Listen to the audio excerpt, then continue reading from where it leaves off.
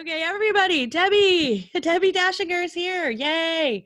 So I am so excited to have her here because I get a lot of questions from all of you brandcasters out there that I get a lot of questions about how to be more visible, how to get more media opportunities, how to raise up your publicity, how to get people to show up at your show, and how to do more in getting yourself out there.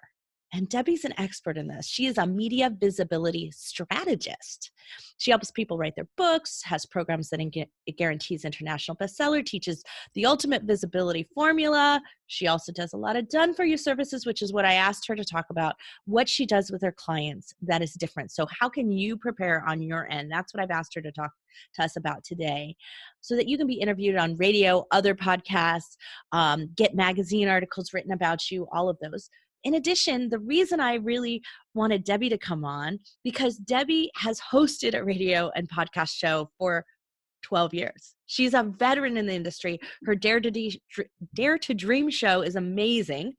It was just nominated for 2 People's Choice Awards on top of everything. So everyone, I'm going to let Debbie take over. She is crashing our coaching call. She is going to take over and give us a training on how to be more visible.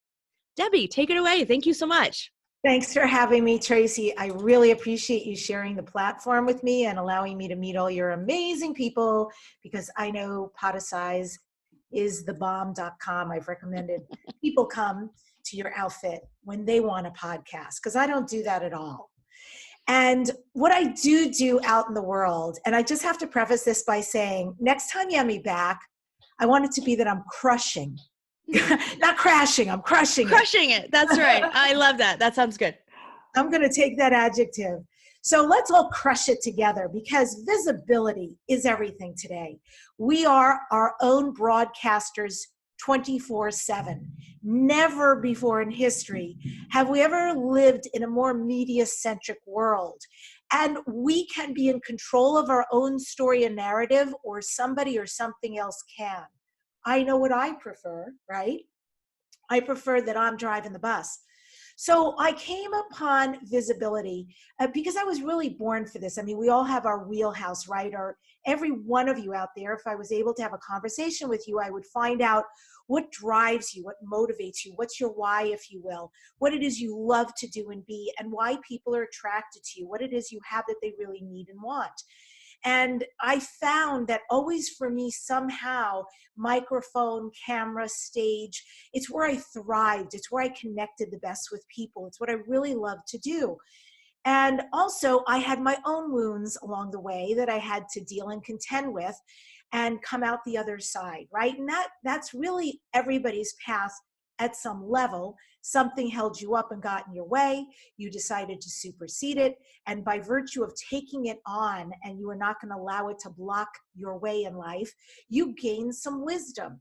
And by virtue of getting that wisdom, you had something you could share with the world from an experience point of view that ends up changing people's lives. So visibility is my gig, right? Whether you want to call me a strategist or a visibility shaman, I'll take it, because healing people's wounds and allowing them to move forward and become more visible through media is what I thrive in and love to help people with. The places and spaces are about writing your book and writing a page turner. I don't think, just because you have a book and there's a gazillion out there, why just write a book, right? Make it a page turner. And once you've written a book, I'm a big dreamer. That's why my podcast is called Dare to Dream. Don't just dare, actually create those dreams. And then become a best-selling author. In fact, become an international best-selling author. And then the third piece of this is about how to be interviewed on podcasts. So let me back up there, because this is where some of my journey comes in and will coincide with yours. I started out, it'll be 13 years in June, on radio, and then podcasts came along. I think it was 9 years ago podcast started, and I always like to play with technology, and I had a foot in both worlds, and I still do. But what I found really early on, to all of you who have a podcast and you're a host, and I know you're great hosts, is that the skill on this end of the microphone was not the same skill on the other side of the microphone. being a host did not make me a good interview guest. And I quickly found out that there was a whole nother set of principles that I had to learn, a whole new set of skills and technologies if I was going to be good. Now, the great news is that when you're a host, you're often hearing people who hit it out of the ballpark. And you know when you have somebody come on and you're just sitting back and you're relishing the conversation, you know your audience is getting so much out of the conversation because you are. You're glued to your seat. You're full of curiosity. You don't want the show to end. You're thinking, oh my God, maybe there needs to be an episode 2. This person was good. And maybe you hear later on that this person got results. Maybe they filled a workshop. Maybe they sold books. Maybe they launched something. Maybe they got new followers. There's a lot of ways that people can get results. But the real reason, of course, is twofold: to be a guest on radio or podcast or media in general. And the first is, of course, you want to give content. You want to have a real, live, yummy connection with the audience so they can know you, like you, feel you, and understand what you stand for. And then the other piece, besides giving out great information and helping people, is you want to have a position so that people think, I would like to work with this person. I'd like to read their book. I'd like to follow up and have more connection. Maybe I'll just get on their mailing list so I start following them and understanding more of what they do. Maybe I'll follow their podcast. There's lots of ways we can get results. It depends what your dream is in that area. But it really should be about both: what you give to the host, the station, the producer, and the audience, and hopefully what you're receiving on the other end. And you will have both going on concurrently when you're a great guest. A lot of people can get booked. Maybe not on big shows, but y'all can get booked. You can even trade each other on shows. But if you're not getting results, there's something going on. So that's where my journey started 13 years ago, because I started writing books: Dare to Dream, This Life Counts, Wisdom to Success, and several others. And people were coming to me and saying, come on my show. And I was going on the show and I sucked. I sucked because I listened to the replays and I was aghast. I wouldn't even have myself on my own show. And I realized quickly on different set of skills, and it was going to take a bit of a journey for me to learn. So I'm a nerd. That's fine. I did a ton of research. I started listening with a musical ear to understand what were people doing that was fantastic, and what would I want to replicate through the filter of who I was.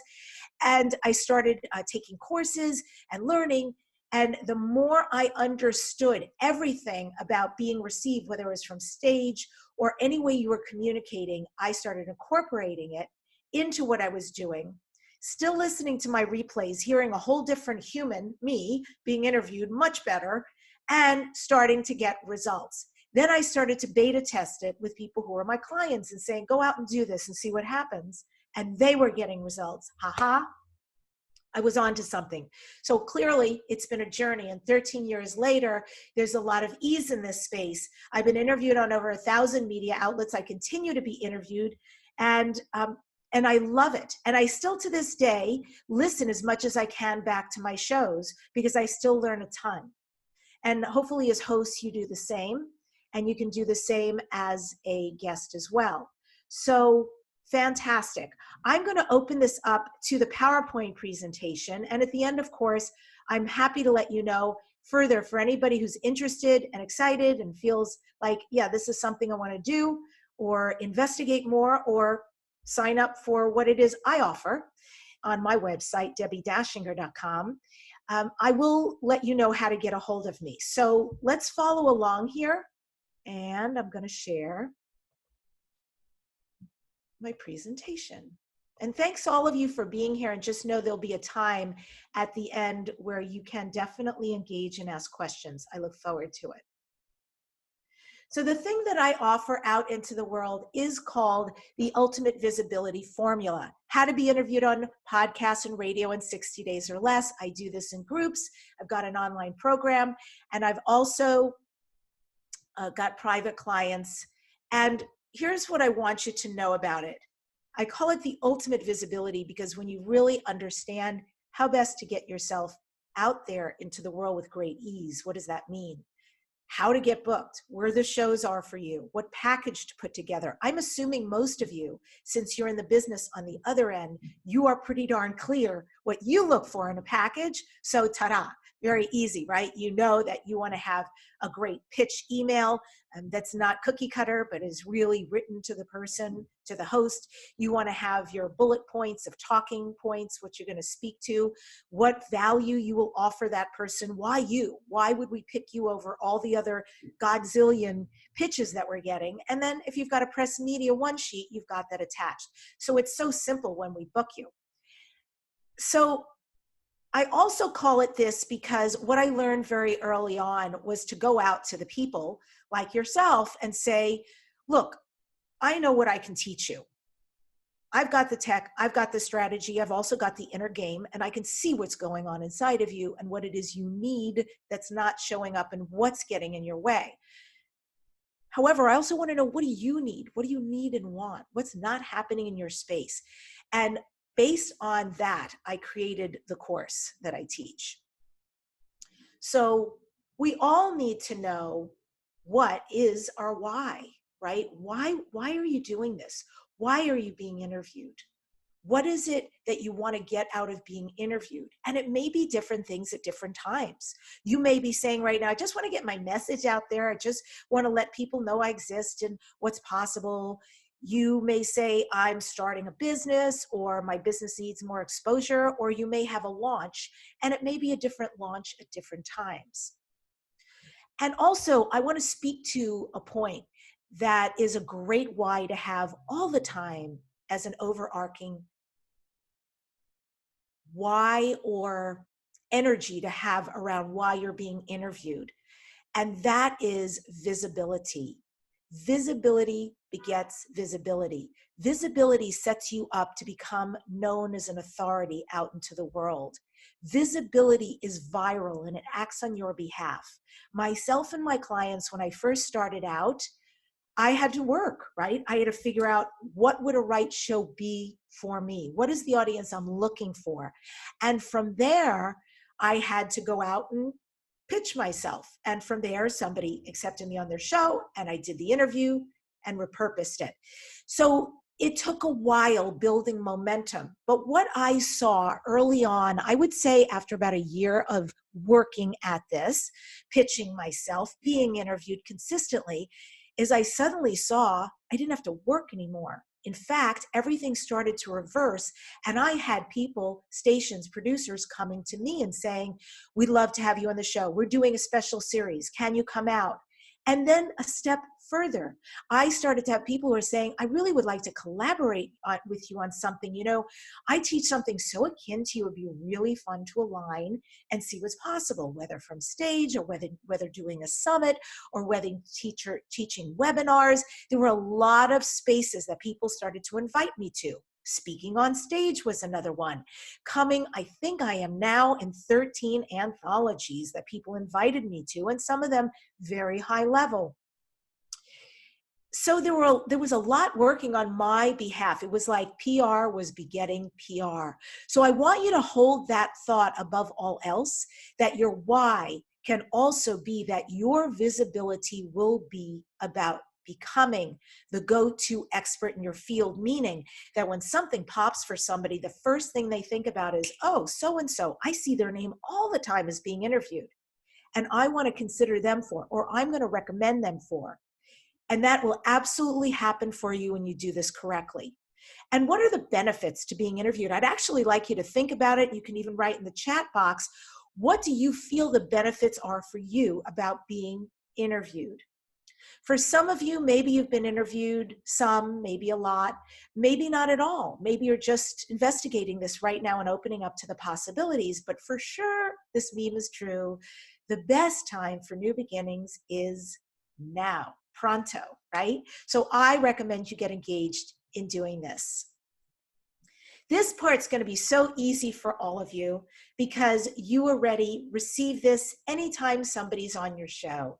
You know you need a great headshot that actually looks like you, not you 10 years ago with black hair, if you have blonde hair. And you also know that you want it to be a professional shot.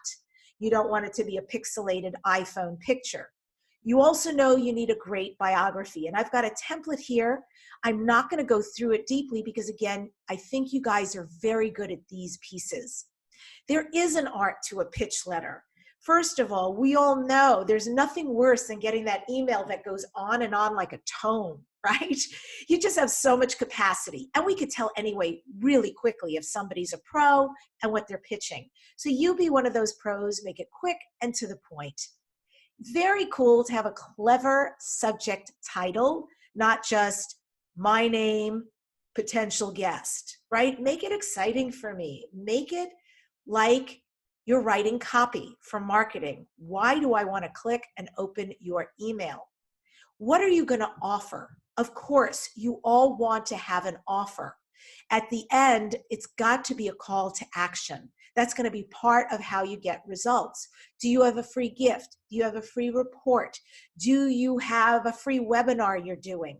What is it that you're bringing people into? A free book, a free ebook. There's so many ways you can do this, and it doesn't have to be any of what I named. You can be creative and do something fun, but definitely give them a way to interact with you. And then, of course, have different ways of engagement. Maybe you give out your IG page. Maybe you give out LinkedIn, wherever you thrive and tend to bring in people. Let's see, what else you want? Yeah, your media pitch, I know it's going to be kick-ass because you're already good at this. And then your press media one sheet, very good to have. I just work with somebody who is pretty well known out there, but really was clueless about this realm because he speaks on stage. He is a really well-known stage speaker. He is not well known for being interviewed in podcasts, and he had so much trouble understanding or frankly trusting and surrendering that your press media one sheet is not your speaker one sheet, different animal. So please have one specifically for media and being interviewed. We read them differently. And again, you know, you're already a host. What is your core message? Well, I mentioned in the beginning that when I first started going out and doing marketing, I love marketing. I love getting to meet people who are interested in the arena where I'm teaching and find out from them what are their problems, their fears, their challenges, what are their frustrations? What would it mean for them to have it in place? What does even having it in place look like? Does that mean working with me, doing a program? Does that mean getting a report? Like, how would they like it disseminated? Videos? What works for them? I will tell you, anytime you do marketing, you inherently see the patterns. It's very easy. There may be a lone wolf, but there's always people repeating the same thing over and over, and that's what to pay attention to. And what I was really surprised at, because I had some pretty cool high-level people, some of them were saying over and over, I don't know how to say in 30 seconds or less who I am, what I do, what I stand for, how I stand out. And I thought, that's a problem. Because when you're being interviewed, if you, for instance, get booked on a 5-minute drive time AM radio show, you do not want to spend those 5 minutes trying to explain who you are and what you do. There goes your time, bye-bye, right? You want to be able to say in 30 seconds something so compelling and intriguing that listeners lean in and want to know more. It can be clever, it can be funny, but please let us fully comprehend who it is that you are and what it is that you do. And why you for the service. There's something that makes you different. So it's important to get that down because people love to ask that question. And as a host, you may too. Tell me about the work you do out in the world. Tell me about your journey. How did you get here? And somehow it's going to wind up that you're telling them again who you are, what you stand for, who you stand for, how you stand out. Super important to have that down pat. So the next step is, where are the shows? How do you find out the shows for you? There are radio shows, there are podcast shows. Definitely when you are doing a launch, I think it's very important to populate both. It could be a service launch. And for some of you, some of your services, you may want localized radio. If you have a more global online service, then it's fine to do both because podcasts are global and we can hear them anytime, especially with archives and replays. If it's a book, it's fine to go global. If you're doing a workshop, it depends, right? Will people fly in to come to your workshop, or do you anticipate that people will be more localized? So you want to definitely align with the media, the newspapers, the magazines, the radio shows, if it's going to be local and that's important to you. And also if there's some overflow into the global audience, absolutely tap into podcasts. So of course, we want to know where is the contact information. So we're doing a warm hello there. And I'm going to speak to something that's going to be, I know this is going to be polarizing, but I'm still going to speak to it because it depends how much capacity you or your team have. I'm somebody, just saying, that I do not in particular love being reached out to on social media, because social media for me is about being social. However, I find on LinkedIn, there's a ton of people out there who are perusing podcasters and they're just sending these pitches. Why don't I like it? I am telling you that 90-something% of the time, they've never listened to my show. They don't know if they're a fit. And they're pitching me something that's crazy. Like I have a client who's a stockbroker. I'm like, have you listened to Dare to Dream? Do you know who I am? So no, they haven't. And so I have no interest. I also find it on Facebook, right? I'll find somebody sends me a friend invite. And I'm really particular. I'm getting more particular because I'm always at the 5,000 mark, always having to delete people. I'll let somebody in and they haven't even, it's like trying to go out on a date and they're having sex on the first date. And I'm not interested. They've just sort of become my pseudo friend on Facebook and suddenly I'm getting a pitch from them. Here's all about me. Or I'm launching a book, me. It's not going to work. Must start with relationship. So I'm not big about being pitched. It's got to come through my email. I don't know about you. You may feel differently, but I really prefer it be in one place so I can follow the breadcrumbs. If I should choose to have this person on, I must be able to follow what's going on and have a folder where I'm putting everything. So that said, what are the right shows for you? What is the audience? What type of people are you looking for? In our business, and Tracy and I have talked about this, and we know some people, and this is the other misnomer out there, people will say, I have to have a show with 1 million downloads. Really? Do you? Because there are some big shows out there with a godzillion downloads, but their audience may not be action takers. Then there may be those really well-nurtured niche shows. And perhaps you're into old cars, for instance, and your show is about repurposing old cars, rebuilding old cars, old Mustangs or something. And you maybe have 500 listeners, but man, those listeners love you. They listen to your sponsor ads, your advertisers, your guests. They're ready to take action. This is their hobby or their lifestyle, and you are speaking to them. They are your buyers, your audience. So your audience can also just be well nurtured. It doesn't have to be huge. I would say one of the very easiest ways to find shows is to Google, right? Is to just do a search. You can put in podcast shows, Mustang cars, for instance.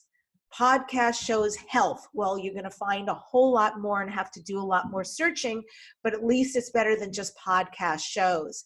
You want to find out, has somebody been around a little bit? How many audience members do they have?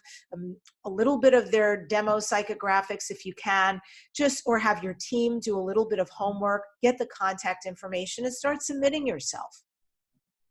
How to connect, you already know. You need a great pitch email.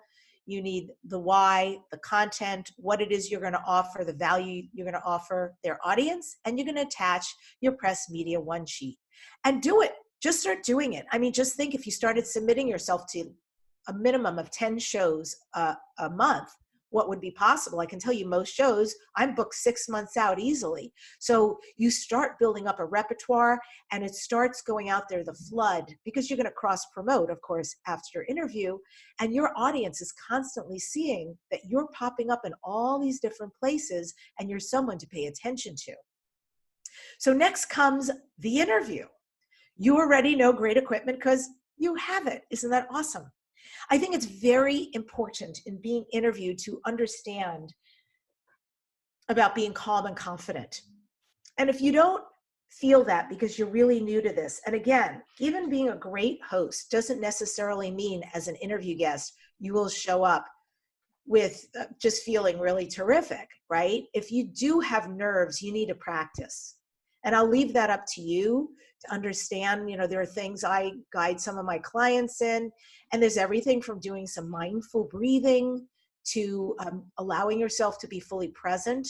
I would say really connecting with the host, having a synergy is everything. Debbie, I want to stop you just there for a second and just say to everyone that this is these two things, equipment and being confident. I interview podcasters on, and that's how Debbie and I met. I had her on my show. Debbie, you have to start my video again. It won't let me, by the way. It won't let me restart my video. But anyway, I interview them all the time on the Binge Factor. It used to be called the Center of Influence.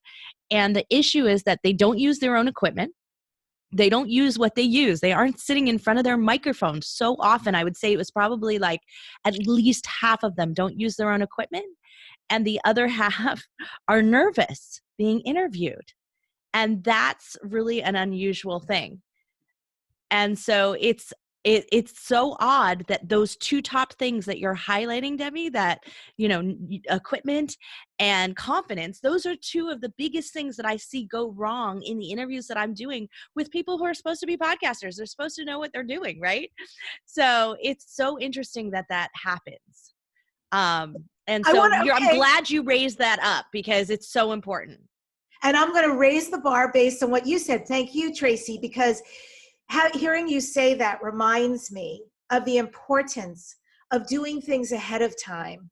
It is like, honestly, this is old. So I've been doing this 13 years. Because of the level of guests I have on, this really doesn't happen anymore. But years ago when I was having people at different places in the spectrum of having never been interviewed, sort of interview, it is shocking that, for instance, if you want to do Skype, right, and you're not well schooled in Skype, darling, you got to spend a little bit of time, get some friends together and try out Skype. Zoom, if you've never done Zoom, make sure you're proficient before you do this and get on 5 minutes early to make sure there are no tech, audio, visual issues. There are so many different technologies now. There's Blue Jeans, there's Be Live, there's, whatever, or the station itself, using your phone, your headset, whatever it is, your microphone. Yeah, you must make sure ahead of time that that's a big piece of confidence. Like if you show up and you're having tech issues, they're not going to run your show. Yeah. So this is the thing, is like all of you out there, you treat these, I'm going to go on and be a guest on a podcast. You think you've got it all going for you. You think you know what you're doing. And what Debbie's pointing out here is that you don't. You actually are hurting the visibility that can create. You're hurting the power of how it can attract people to you and what it can really do for you, because you're treating it with like, I got this. I know what I'm doing. I'm a podcaster. And the reality is how you run your show and how other people run their show, two different models. And you need to be matched to what they're doing. If it's a completely different model, you need to understand that and match to them with your quality, with your microphone, with your confidence, with what you're doing in there, or you're not going to get the visibility that you expect. So Debbie, I'm going to let you go back over. So I'm setting you back so that you're the host here. But please keep going, because I just wanted to really highlight that, because I think this is where some people would have tuned out, and they shouldn't, because I see it go wrong so often. Perfect. Perfect. I'm really grateful for this. And some of the points being made are so important. You all know what it's like to have somebody come on your show and what it's like when someone really honors you as a host, when they use your name, when they're engaging with you, when they're clear what your audience is. The reason they are is because they've listened to your show ahead of time. They know the vibe. They know if you have music, do you take an ad break or not? Are you funny? Are you serious? Do you talk a lot? And then you just follow suit. You'll know ahead of time. It'll also help with your confidence. And that's the other thing. If you're used to being a host, and once it's our show, we can look, we're blabbers, right? We're pretty good at owning a microphone. But yes, you show up confidently, but you don't own somebody else's show. So just have an awareness of how much you're talking. When do you do a soundbite? When do you tell a story or a statistic? It's real good to get in and out. And at times you can talk a little longer, but don't hijack somebody else's show, right? So do your homework ahead of time. It'll bode very, very well for you. And it's true, being a great podcaster has nothing to do with being a great interview guest. And we want you to be great, because when you have an opportunity, it can either exponentialize what you're doing with great ease, or it can hold you back. You know, as podcasters, we recommend other people, or we don't. You want to be one of those people who gets recommended. So equipment, being calm and confident, showing up. You are never going to give away the farm, and dear God, we don't want you to. We don't want to go to the buffet and eat everything on the table and leave feeling so overstuffed we can't remember a ding dong thing. So just talk about the shrimp and the crab, and that's all. And what I mean by that is have 1 or 2 points. That's it. That's all you need to show up to the show with, whether it's 10 minutes, 15, 30, 60, 90. You can do an entire show on 1 or 2 points about your brilliance. If you're brand new to this and it's a little spooky, scary for you to think about showing up, no problem. Do some mock interviews. Use your phone, record it, listen back. Listening back is everything. It teaches you so much. Okay, so what are the components so that you can be terrific? You want to keep your answers focused and conversational. As we all know, we are living in a time where people can barely keep their attention on anything, right? All that glitters is gold. So you want to be somebody that people cannot help but listen to. I still love in my life when people recommend different podcast hosts and great shows. And I still listen to other shows because I really like being aware of what's going on out there. And it's interesting who really is phenomenal and why, or why their guests are phenomenal, right? So don't be someone that the audience turns off on. And I don't want to gloss over this. There are 760,000 podcasts right now as I speak. Every week, 3,000 new podcasts are coming out.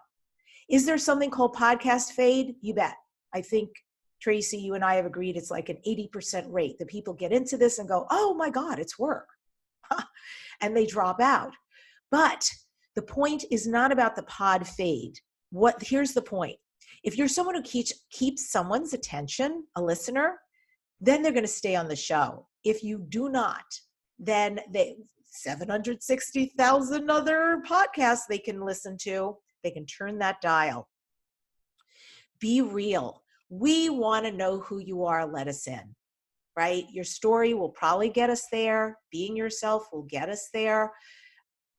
You don't have to know everything. That's not your job. And if you don't, you get asked a question, you can always say, I don't know, I'll check up on that and get back to you. And it's cool to let us know you have your own struggles, because that's where we really relate to you. Details. And this is the details about your business, your resources did you use? What got you there? What can you teach us? What happened to you that made you who you are? I will tell you that for me, visibility, as a little kid, I was born singing and acting, literally born singing and acting. It's the one place I felt most at home. I did it professionally for most of my life. And at the same time, concurrently, I grew up in a home that didn't foster a lot of intimacy. It was not a home where I felt literally physically hugged or seen. because there was a lot of needs by the one adult who was raising my brother and I, just a lot of loneliness and a lot of neediness. And when you grow up with a narcissist, it's pretty painful, you know, to feel like I don't matter and I shouldn't be seen or heard. And then you start to, it's something I would call like I would go outside of myself a lot and have a camera on myself. And I don't know if any of you resonate with that feeling of not being fully present in your body, but instead being so busy outside of yourself, looking at you, judging. Because if I did that, I could course correct, which I was doing constantly.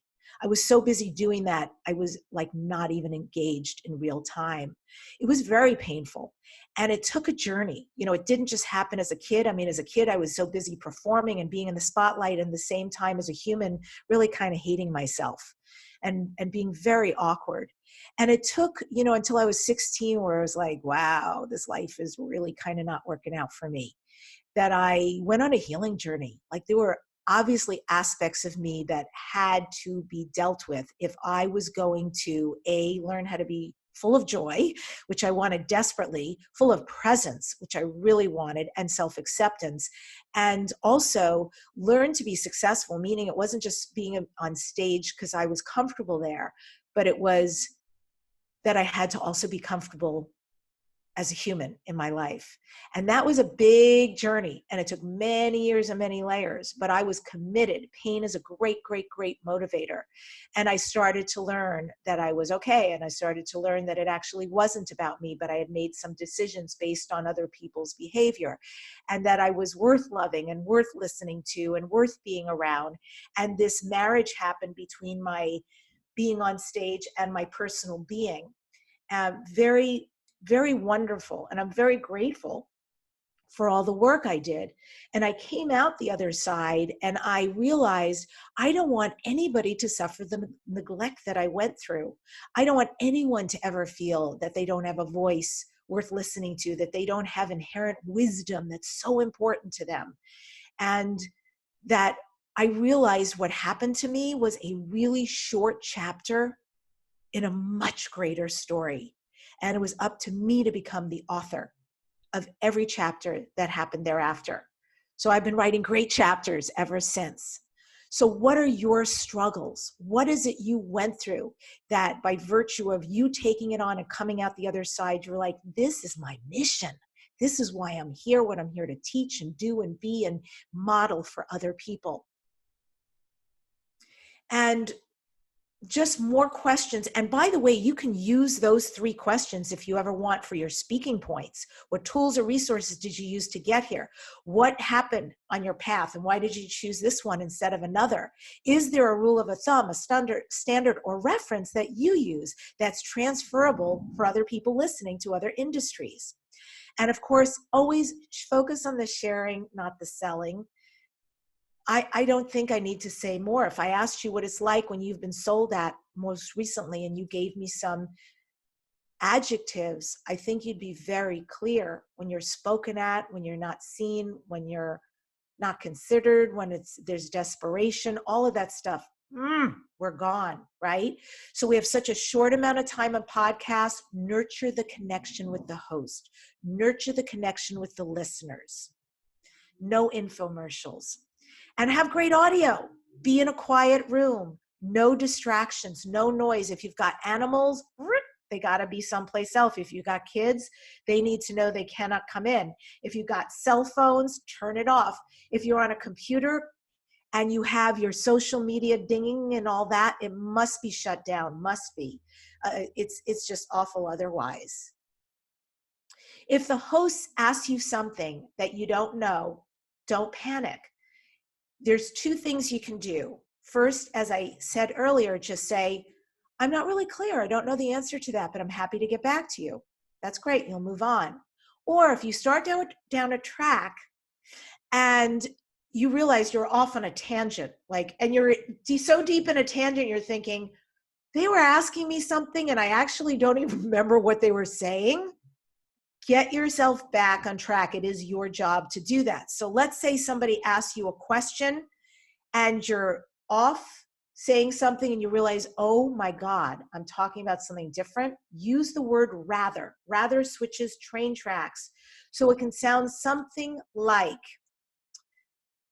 Debbie, tell me about visibility. Tell me about writing books. Why is it important to write a book? And I might start saying, it's really important to write a book. This is just an example. It's really important to write a book because when you write a book, you're basically either taking your passion or your expertise and putting it on paper. You're going to hit a whole new audience. You know, actually, I was working with a client once, and they wanted to tell a story about their life, but they were also going to weave in why they got fired from their company. And we were doing all these coaching sessions. And okay, so right now I'm just kind of thinking like, where am I? What was the original question? Oh my God, they asked me about books. I better get back on track. So this is my moment to harness all of that and bring it back. And what I can do is I'm telling this story, and watch what I do is, so yeah, I'm working with this coaching client, and you know, he's trying to weave the story, but you know, he really started getting like off track, and he started like talking so medically. The book really, rather, the importance of writing a book for this client is definitely so he can share his story, but also give wisdom about why being fired from his own Silicon Valley company is so important, and all the entrepreneurs that he can teach out there. And why do I say that it's important to write a book? I say that if you feel the calling and that's your sweet spot, it's incumbent on you, because if not you, it's going to be somebody else who writes that story. So I started talking. I went out there to La La Land on tangent. I caught myself in a tangent. I used the word rather and came back and summarized the answer. 1 to 2 points per interview, super duper pooper important, because otherwise, as I said, you don't want to go for the whole buffet. You only have a short amount of time. And I got to tell you, the less you have to talk about, the more you have to talk about. Less is more. Hosts love this. When you give them, you keep coming back to points. You can keep going deeper and deeper, and examples and stories about those examples and ways to do those examples and models about those examples. I mean, you can really give a ton just on those and present yourself very well. So figure out what are the 1 to 2 most important points, and we all really appreciate it because it's a clean interview. I just wanted to check in and say, are you celebrating what you're learning so far? Are you getting stuff out of this? Are you getting information? Do you feel like you're moving the needle? Is this going to make a difference for you? Right? Yeah. I will read your chats.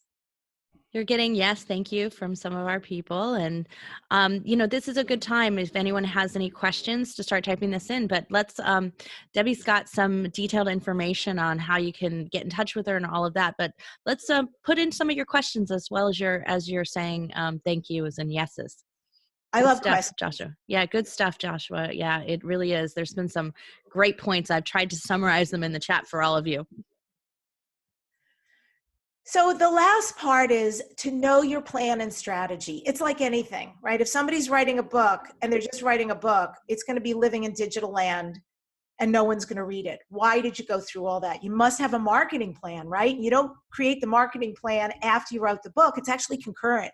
You're about halfway through the book and you better be thinking about who am I going to hire? What am I going to do? How's this going to happen? How am I going to launch this baby and give it birth, right? And give it a good life. And it's the same way with podcasting. If you're going to be interviewing as a guest, you need a strategy about how to get yourself out there and how to do it really well. And then, of course, how to get results. There's an afterlife to every interview. So if you have a plan, if you have a roadmap, you will do well. It's going to get you from wherever you are functioning right now to having really good ROI. And decide what your plan is. Think about that right now. Maybe write some notes. What is your plan? Are you going to hire a team? Are you going to do an online program? Are you going to do a workshop? Are you going to hire someone? What does that look like? Do you have an idea of who you would work with? And do you know what your dream is? I start with every client on dreams. That's all I want to know is, what is your dream? Because if I know what your dream is, we can reverse engineer it so that you have an action plan to get you from wherever you are right now to creating your dream. And I promised I was going to tell you about how you could work with me further. And I have all of the above, everything from a 1,997 online program that shows you the entire system. Plus it has 34 pages of contacts and amazing shows in all sorts of genres. It has templates. It teaches you the entire system, plus actually live coaching. So there's that, to the $10,000 programs, which are private and done for you. And you can contact me, easy peasy, Deb on the radio at gmail.com, DEB on the radio at gmail.com. My website is my name, DebbieDachinger.com. It's DEBBIDACHINGER.com. I know I that. put those in the chat too, Deb. So Thank you so much, man. This woman's amazing.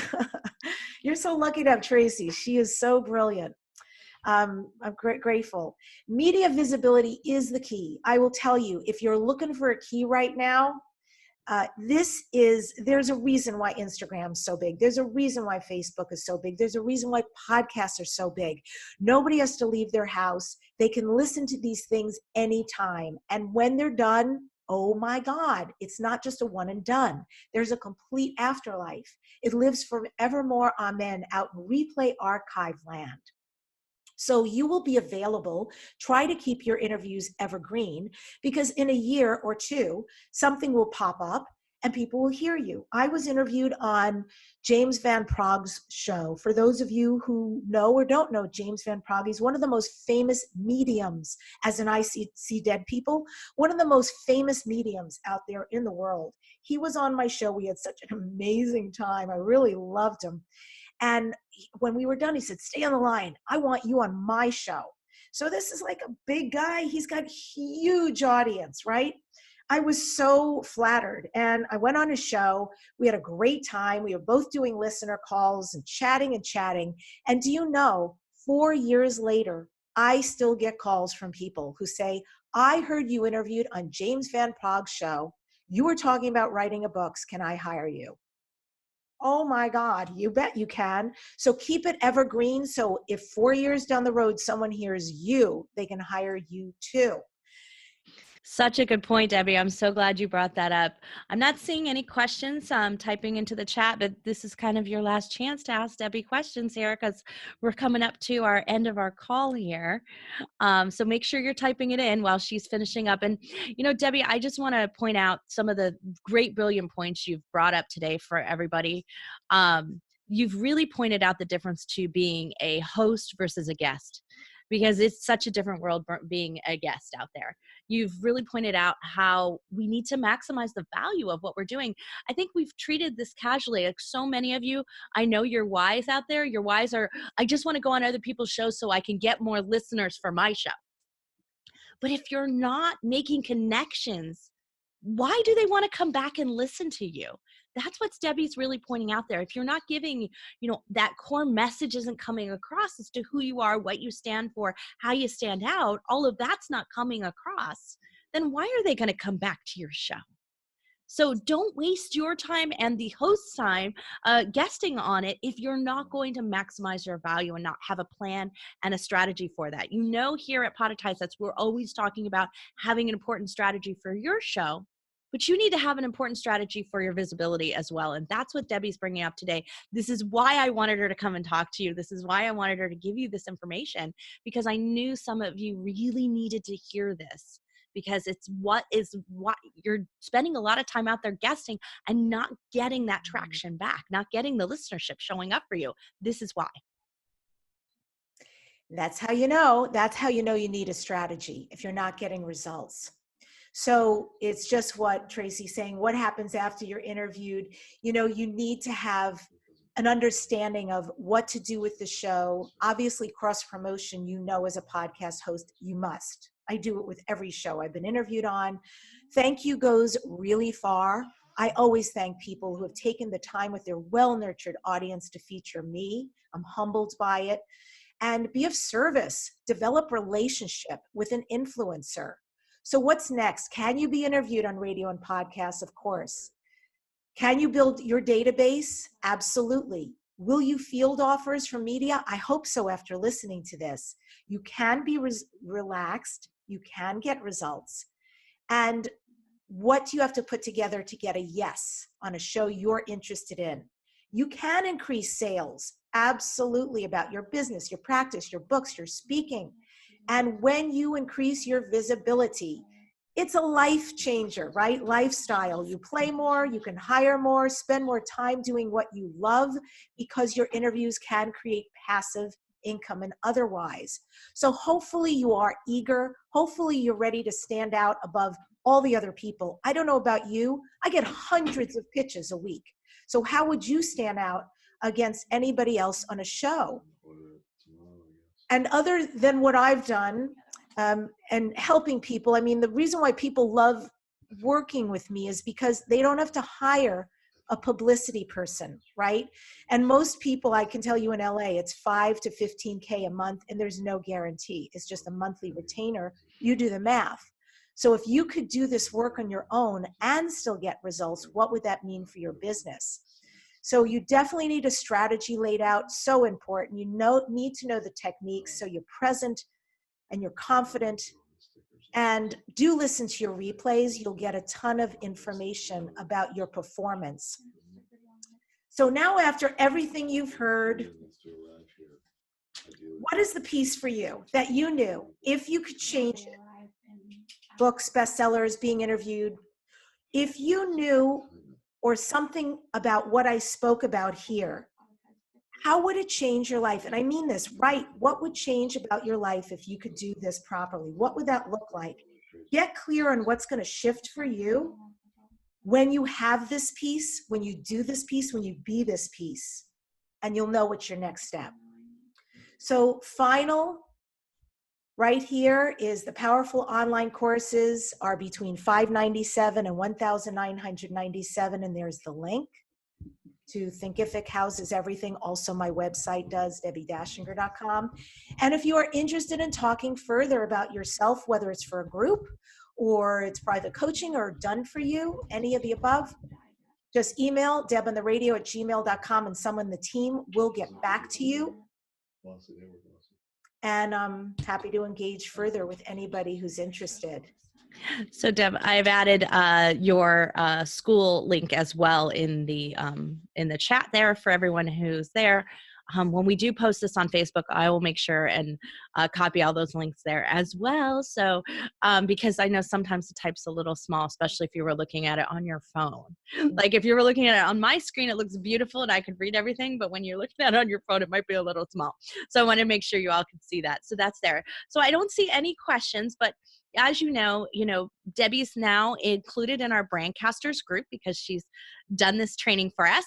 So she's included in our Brandcasters group. So you can reach out to her there. You can send her direct messages through that. You can also just tag her as as the replay happens. So you can tag her in that Facebook group as well. So if you just think of some questions later and you just want to add them in, you can go ahead and do that and message her through that way. You don't want to send her the private email and have a conversation with her, because I think you should. So many of you out there. So thanks everyone. I'm so glad you were all here. Debbie, thank you so much. You were just amazing. I really appreciate it. And I love your viewpoint. I love that you come from this introspective look at how we are podcasters, but we don't know it all. And the great news is when you also become a great interview guest, it actually comes back and informs you as a podcast host. So one actually feeds the other. When you're great at both, you're going to be better, right? Love it. You're a badass. All right. Well, everyone, thank you, Debbie Dachinger. All of her information is in the chat. It will also be included in all the resources when we have the replays, because those are always up in the help resource area for all of you to access. Thank you all. Take care.